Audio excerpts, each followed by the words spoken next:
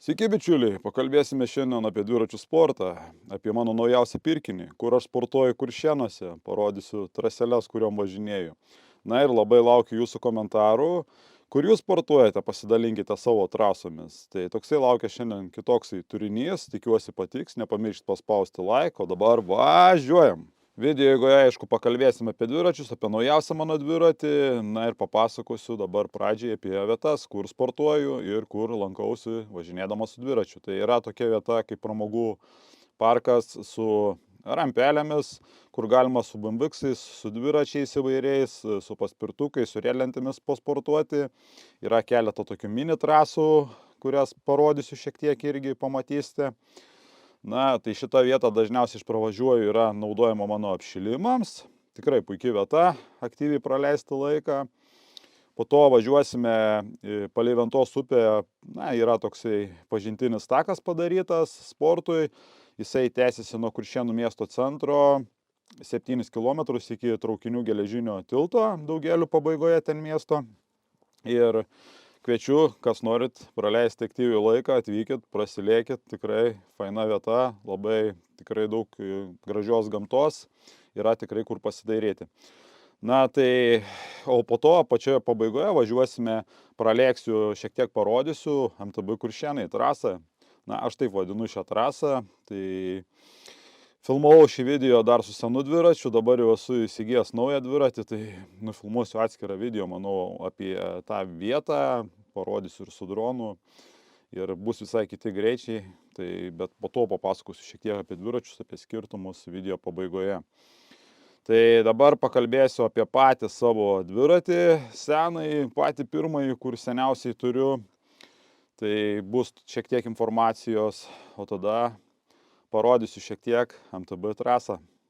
Na, laikas jau tikrai atsinaujinti. Tai su šituo dviračiu sportuoju, nežinau, gal kai 4 metai. Pats seniausias mano dviratis, kai pradėjau domėtis, tai vienas iš pirmųjų rimtesnių buvo dviračių. Tai dabar greitų metų žadu kažką modernaus nusipirkti, agresyvaus. Šitą senolį, nežinau, kabinsim ant sienos tikriausiai. Na, kadangi buvau atitrūkęs, daugiau bėgiojau, sportavau kitus sportus, tai dabar vat grįžinėsiu, tai manau reikės kažką tą progą nusipirkti naujo. Tai pakeičiau vėlenėlį, guolius, pedalus. Visus darbus man atliko Zaizajus, pats dviračio neservizavau, nes nebeturiu laiko tam. Peršpikiuotas galinis ratas, na aišku, buvo ir guoliai pakeisti, stabdžių kaladėlės, rankenos, daug visokių kitų smulkmenų per paskutinius metus. Na, visi žino, kas sportuoja, kad dviračių servizavimas tikrai reikia dažnai kažką remontuoti, kas sportuoja. Aš savęs kažkokiu nelaikau profesionalių sportininkų, bet netgi mano važiavimo stilium dažnai tikrai sugenda susidėvių dalis. Tai toksai mano dviratėlis.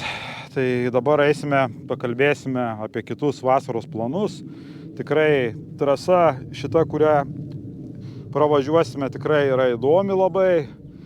Nėra labai ekstremali, bet tikiuosi pamatysit, pasižiūrėsit, gal sugalvosit kažkas atvažiuoti patys prabandyti ją. Turėjau tokį planą nusipirkti elektrinį paspirtuką dabar nesenai, bet pamąsčiau, pagalvojau, kad labai daug visokių apribojimų, dalykėlių, na nėra ten tiek daug. Kadangi turiu motociklo teisės, apsidraudus, dabar jau draudžia kompanijos, galėtų aišku važiuoti, bet reikėtų šiaip įregistruoti pagal visas taisyklės. Regitrą, kiek skaičiau straipsnių, komentarų, visokių atsiliepimų niekas neregistruoja. Tai toksai kažkoksai, nežinau, atsitraukiau nuo tos minties, tai dabar vis dar mąstau gal elektrinį kokį baiką pasiimti kaip Suronas, kažką tai tokio rimtesnio. Bet aišku, reikėtų pradžiai gal nusipirkti kalnų dviratį normalų, pradėti nuo to ir žiūrėti. Seniau buvau labai stipriai užsikabinęs šituo sportu, važinėdavau ir po trasas, kas mane stebite iš seniau matėte, kad buvau ir MTB Bubėjai, ten dažnai tikrai nuvažiuodavau ir Salduvėjai, ir kituose miestuose esu pasivažinėjęs, tai tikiuosi, kad vėl užsikabinsiu ir filmuosim vėl įdomų turinį apie trasas. Na, per vasarą filmuosiu daugiau video apie baidares, motociklus, dviračių trasas, lankytinas vietas, įvairias keliones. Tai toksai bus daugiau turinys. Tai Nebijokit, neatsitraukit, kas stebite mane dėl audio aparatūros. Rudenį tikrai sugrįšiu. Dabar irgi vieną kitą gal video dar nufilmuosiu, bet per vasarą noriu daugiau pailsėti, paimti daugiau, kaip sakant, iš gamtos, iš visų kitų dalykų, nes reikia pasisemti energijos. Tai toksai trumpas šiandien video, tai dabar varom, pralėksim visą trasą MTB. Na, tai galim sakyti, o pradėjom dabar. Nu, čia skardis didelis šūnė. Čia tokia vieta įdomesnė. Varom sunkaus bėgio.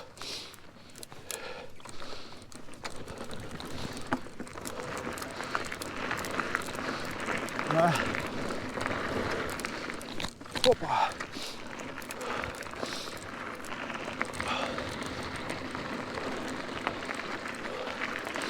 Bandom praskusti. Šiais metais, man rodos, pirmą kartą lėkiu.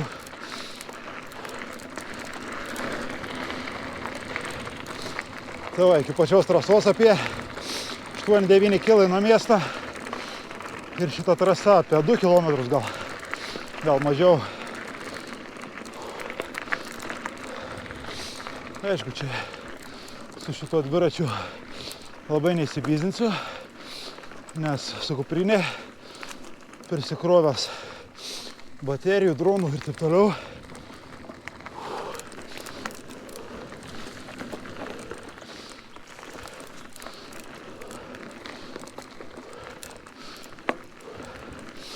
Ir šiaip atpratęs ir neformui, bet smagu, kad yra kur pralėkti.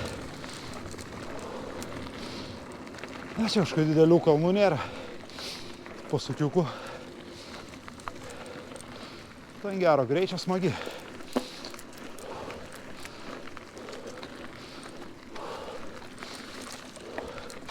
Čia vasarą žiauriai prižėlėti. Jie būna kaip per tunelį orai.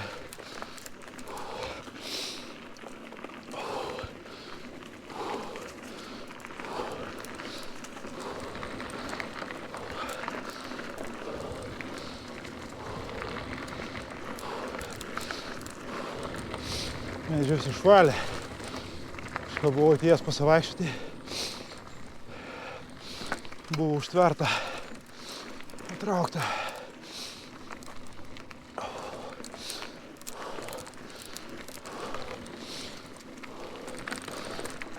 Na tai va, kas sako, Kuršėnuose, kur nėra kur pasportuoti su dviračiu.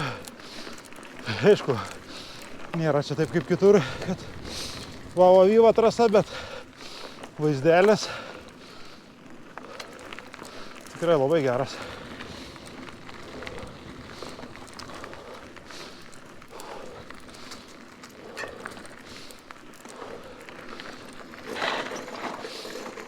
Na va, štai oficialiai pabaiga, galim sakyti.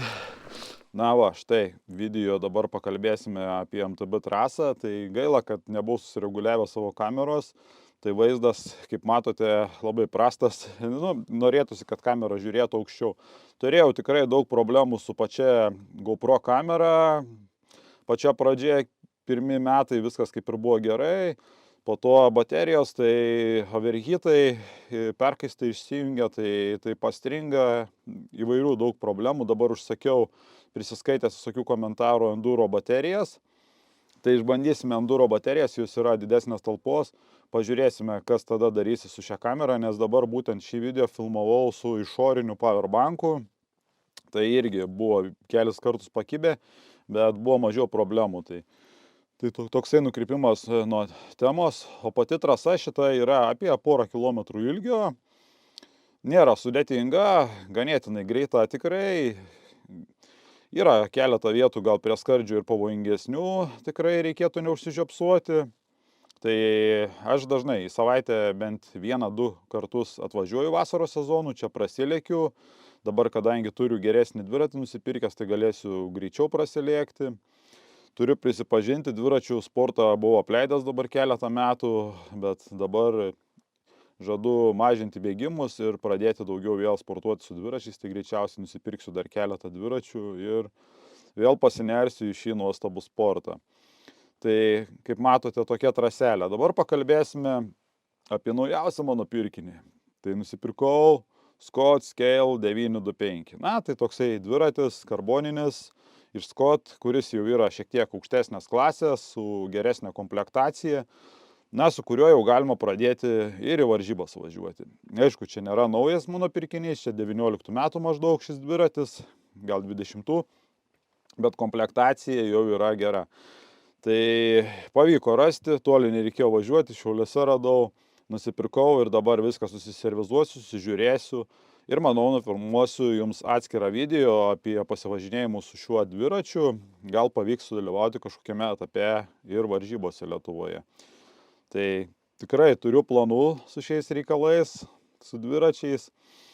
Seniau būdavo labai tikrai smagu, daug aktyviai sportavau, esu nufilmavęs keletą video ir MTB Bubiuose trasoje, ir Salduvės piliakalnį, ten už piliakalnio, kur yra trasos, buvau nufilmavęs, buvau tikrai užsivedęs, aišku, esu turėjęs didelių ir traumų, bet vėl bandysim sugrįžti į šitą sportą, nufilmuoti daug įdomaus turinio, tai laukite, manau tikrai bus įdomu. Tai šį kartą toks trumpas mano video, kitoks video, tikiuosi patiks. Būtinai parašykit komentarą, paspauskit like, o dabar iki pasimatymo. Iki.